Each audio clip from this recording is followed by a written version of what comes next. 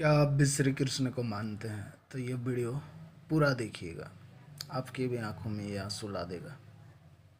11.5 साल हमारे पास रहा है कन्हैया, मेरे हाथों में खेला है, मैंने गोदी में खिलाया है कान्हा को। जाके बोलो उसे कि तेरे नंद बाबा आए हैं, यशोदा मैया आई है। द्वारपाल ने जब ये सुना ना तो पैरों में गिर गया, बोला कि आप नंद बाबा हैं, आप यशोदा मैया हैं। हाथ कांपने लगे द्वारपाल के, हाथ जोड़ के खड़ा था।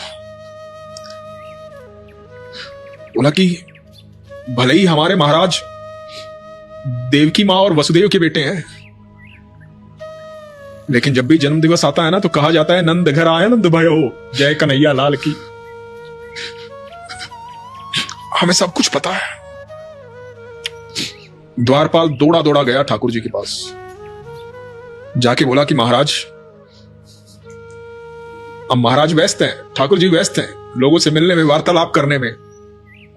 दास दासियां खड़े हुए हैं, सिंहासन पर बैठे हुए हैं, मुस्कुरा रहे हैं, पीतांबरी पहने हुए मोर मुकुटधारी कृष्ण महाराज श्री कृष्णचंद्र। द्वारपाल व्यस्तता देख रहा है, फिर भी रहा नहीं जाता। इतनी क्षमता नहीं थी द्वारपाल की कि भगवान को बीच में टोक पाए, लेकिन फिर भी टोक दिया, फिर भी कहा कि महाराज, नंद बाबा और यशोदा मैया आए हैं गोकुल से। तो एकदम कृष्ण देखते हैं द्वारपाल की तरफ, क्या कहा तुमने? कि नंद बाबा और यशोदा मैया आए हैं गोकुल से। और स्थिर हो गए कृष्ण। इधर नंद बाबा और यशोदा मैया चलते चलते महल की तरफ बढ़ रहे हैं, चला भी नहीं जा रहा है, बूढ़ी हो गई है यशोदा मैया। सामने देखती है, बड़े सिंहासन पर पीतांबरी पहने हुए मोर मुकुटधारी, अद्भुत तेज, धुंधला धुंधला दिखाई दे रहा है। कृष्ण बैठे हुए हैं, नंद बाबा देख रहे हैं भरी हुई आंखों से, यशोदा मैया देख रही है। भगवान श्री कृष्ण के अंदर इतनी क्षमता नहीं बची है शरीर में कि वो चलकर आए, स्थिर हो गए वो। ये मेरे ख्याल से पूरी जिंदगी में पहला पल होगा जहां अनंत ब्रह्मांड का रचयिता स्थिर हो गया, जहां उसकी क्षमता खत्म हो गई। ये पहला पल ऐसा होगा जहां वो चाहकर भी आंखों से अश्रु नहीं बहा पाया, स्थिर हो गया। और जब कृष्ण को आभास होता है तो कृष्ण दौड़े चले आते हैं। देख रहे हैं यशोदा मैया को, बूढ़ी हो गई है, नंद बाबा को देख रहे हैं, बोल नहीं पा रहे हैं कुछ। बोलते हैं मैया, और यशोदा मैया बोलती है द्वारकाधीश श्री कृष्णचंद्र महाराज।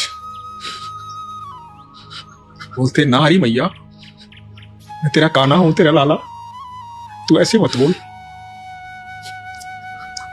और यशोदा मैया स्पर्श करती है भगवान को, कहती है रे लल्ला, तू तो बिल्कुल भी बड़ा नहीं हुआ, तेरा शरीर तो उतना ही कोमल है, तू तो मेरा लल्ला ही है। फूट फूट के रोती है, फूट फूट के रोते हैं नंद बाबा, और फूट फूट के रोते हैं कृष्ण कन्हैया। सब ब्रजवासी देख रहे हैं, द्वारकावासी देख रहे हैं, सब लोग देख रहे हैं भरे दरबार में कि उनका स्वामी जो है उसकी आंखों में अश्रु है, जो सबसे बलशाली है, सबसे कांतिमय है, अनंत ब्रह्मांड का रचयिता है, उसकी आंखों में आंसू। ये मिलन था ठाकुर जी का और यशोदा मैया का और नंद बाबा का। इस कथा को फिर कभी सुनाऊंगा, अभी क्षमता नहीं है मेरे भीतर। विरह सुना रहे है। हाँ।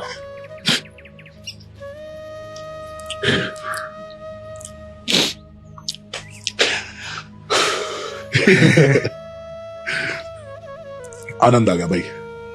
मैं 2 दिन से ना लॉस्ट था थोड़ा सा, काम इतना करना है, पॉडकास्ट करने हैं, राधा रानी की कृपा इतनी बरस रही है कि लोग इतना प्यार कर रहे हैं, तो उनके लिए एपिसोड्स रेडी करना, तो बिल्कुल टाइम ही नहीं मिल पा रहा। 2 दिन से बड़ा डिस्कनेक्ट सा फील कर रहा था मैं। थैंक यू भाई, अरे वापस थैंक यू ठाकुर जी डालने के लिए मुझको। राधा रानी का थैंक यू, ठाकुर जी का थैंक यू।